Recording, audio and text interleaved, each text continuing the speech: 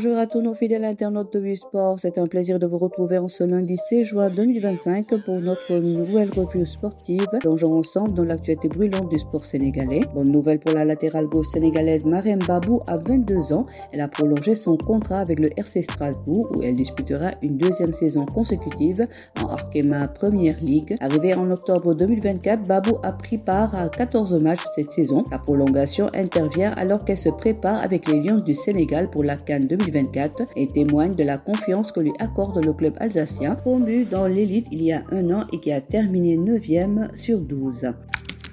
Nouvelle aventure pour Absatou Malado Diallo, attaquante sénégalaise de 20 ans qui rejoint le FC Juarez féminile en Mexique. Elle a signé un contrat jusqu'à la fin de la saison dans un championnat en pleine ascension, la Liga MX féminile. Passée par Eibar Espagne et Galatasaray Turquie, Diallo s'est déjà illustrée en devenant la première sénégalaise à disputer la Ligue des champions féminines. Ce nouveau défi vient enrichir un parcours déjà remarquable alors qu'elle prépare également la CAN avec les Lions. Côté gouvernance, l'ancien président de la Ligue de football amateur Abdoulaye Seydou Sow a annoncé sa candidature à la tête de la Ligue sénégalaise de football professionnel. Cette déclaration a eu lieu lors de l'AG de la Ligue régionale de Kaffrine. Actuel dirigeant de l'AS Kaffrine, il devient le deuxième candidat déclaré après Babacar Ndiaye de Teungueth FC. Le scrutin s'annonce disputé à l'approche des élections prévues début août.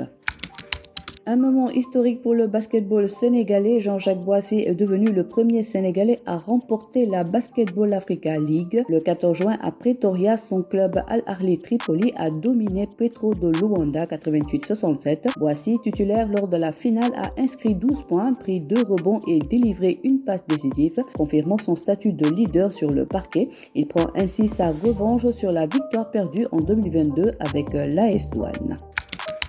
Enfin, dans l'arène nationale, Petit Lo a réalisé un véritable exploit en battant Sitobo Anti en seulement 7 secondes.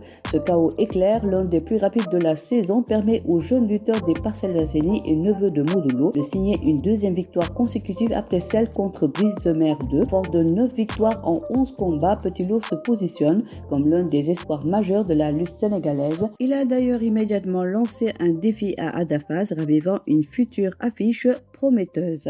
C'est tout pour cette édition, chers passionnés de sport. On se retrouve très vite sur Sport pour d'autres temps forts. À demain pour une nouvelle revue.